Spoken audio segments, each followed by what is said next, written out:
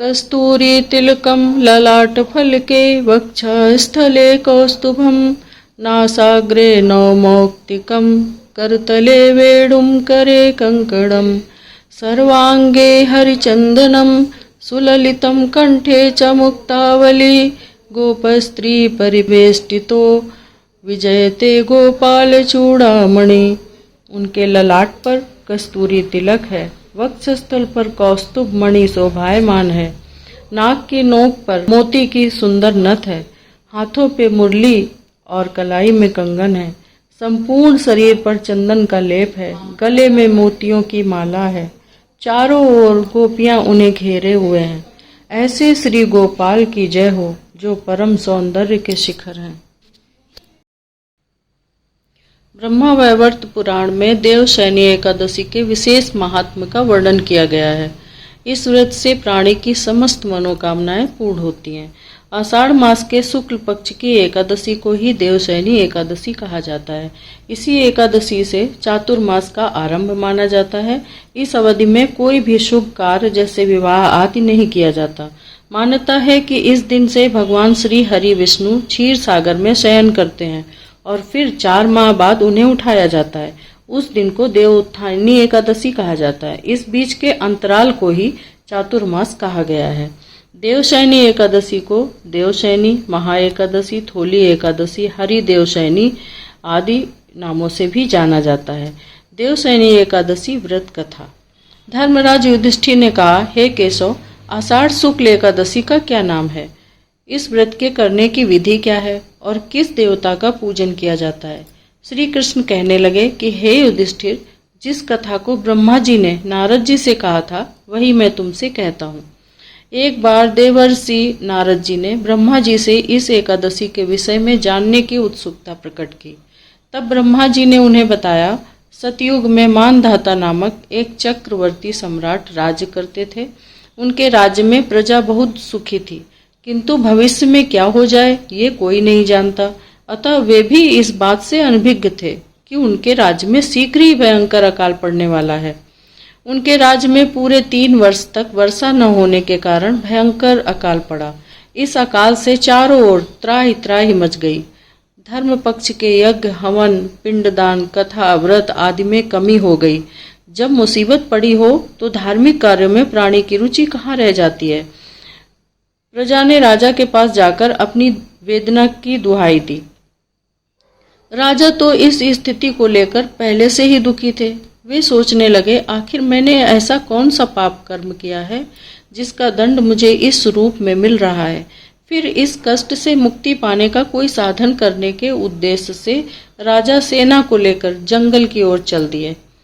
वहां विचरण करते करते एक दिन वे ब्रह्मा जी के पुत्र अंगिरा ऋषि के आश्रम में पहुंचे और उन्हें साष्टांग प्रणाम किया।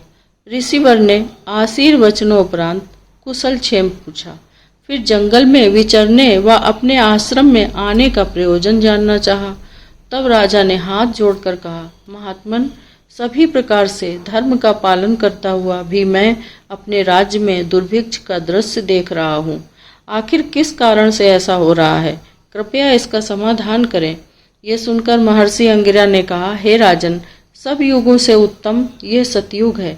इसमें छोटे से पाप का भी बड़ा भयंकर दंड मिलता है। इसमें धर्म अपने चारों चरणों में व्याप्त रहता है। ब्राह्मण के अतिरिक्त किसी अन्य जाति को तप करने का अधिकार नहीं है, जबकि आपके राज्य में एक शूद्र तपस्या कर रहा है। यही कारण है कि आपके राज्य में वर्षा नहीं हो रही है। जब तक वो काल को प्राप्त नहीं होगा तब तक यह दुर्भिक्ष शांत नहीं होगा। दुर्भिक्ष की शांति उसे मारने से ही संभव है। किंतु राजा का हृदय एक निरपराध शूद्र तपस्वी का समन करने को तैयार नहीं हुआ।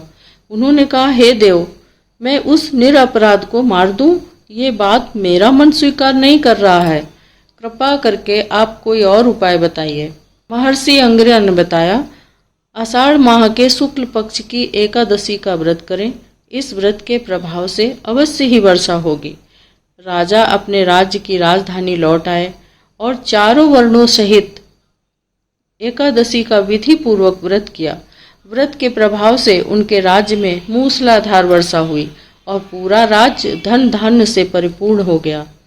ब्रह्मा वैवर्त पुराण में देवशयनी एकादशी के विशेष महात्मा का वर्णन किया गया है। इस व्रत से प्राणी की समस्त मनोकामनाएं पूर्ण हो जाती हैं।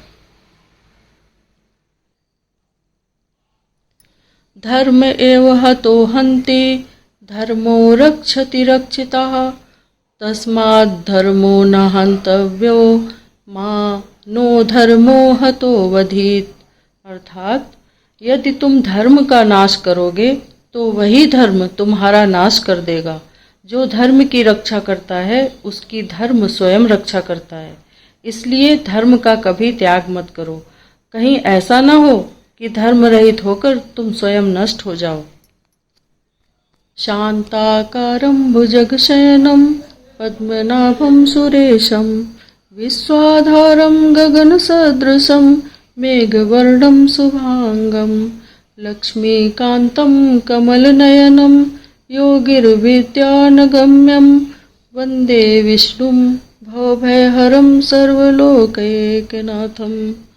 मैं उस भगवान विष्णु को नमस्कार करती हूँ जो शांत स्वभाव हैं, शेषनाग पर शयन करते हैं, जिनकी नाभि में कमल है, जो देवों के ईश्वर हैं, जो संपूर्ण ब्रह्मांड के आधार हैं, आकाश के समान अनंत हैं, मेघ जैसे श्याम वर्ण के हैं, सुंदर अंगों वाले हैं, लक्ष्मीपति हैं, कमल जैसे नेत्रों वाले हैं, जो योगियों के ध्यान में आते हैं और जो संसार के भय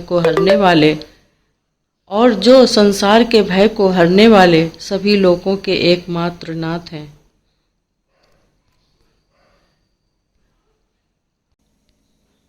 देवशयनी एकादशी की पूजा करने के लिए सुबह जल्दी उठकर स्नान आदि से निवृत्त हो जाएं। घर के मंदिर में दीप प्रज्वलित करें। भगवान विष्णु का गंगा जल से अभिषेक करें। भगवान विष्णु को पुष्प और तुलसी दल अर्पित करें। चरणामृत का भोग लगाएं। अगर संभव हो तो इस दिन व्रत भी रखें। भगवान को भोग लगाने के बाद सात्विक चीज़ों का ही भोग लगाया जाता है। भगवान को विष्णु के भोग में तुलसी को जरूर शामिल करें। ऐसा माना जाता है कि बिना तुलसी के भगवान विष्णु भोग ग्रहण नहीं करते हैं। इस पावन दिन पर भगवान विष्णु के साथ ही माता लक्ष्मी की पूजा भी की जाती है। इस दिन भगवान का अधिक से अधिक ध्यान करें। हरे कृष्ण कृष्ण कृष्ण हरे हरे, हरे राम राम राम हरे हरे। इस महामंत्र का जाप अवश्य करते रहना चाहिए।